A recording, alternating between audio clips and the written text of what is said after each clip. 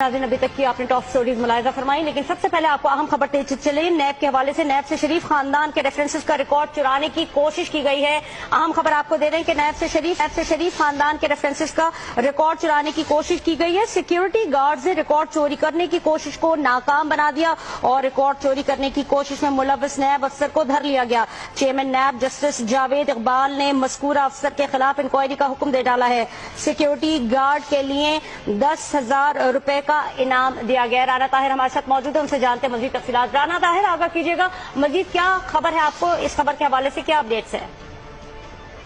देखिए, ये बहुत अहम वाकया हुआ है कि नैब हेडक्वार्टर की इमारत से शरीफ खानदान के मुकदमात का इंतहाई हसास रिकॉर्ड चोरी करने की ये कोशिश की गई और ये कोशिश करने वाला नैब का ही एक अफसर था। इसको सिक्योरिटी गार्ड ने रंगे हाथों पकड़ लिया। ठीक है, ये एक काबिल फख्र कारनामा है जो सिक्योरिटी गार्ड ने अंजाम दिया है। चेयरमैन नैब ने इसको अपनी जेब से 10,000 रुपए इनाम भी दिया है। लेकिन ये बात जो है ना, देखिए, ये शरीफ खानदान जो है ये इस बात का आदी है। कभी आप देखे LDA के रिकॉर्ड को लाहौर में आग लग जाती है जी, कभी रेवेन्यू बोर्ड के रिकॉर्ड को आग लग जाती है, कभी टैक्स मोहतब के रिकॉर्ड को आग लग जाती है।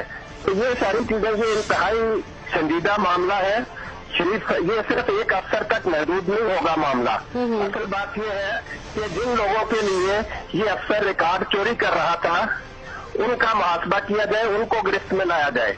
और ये भी पता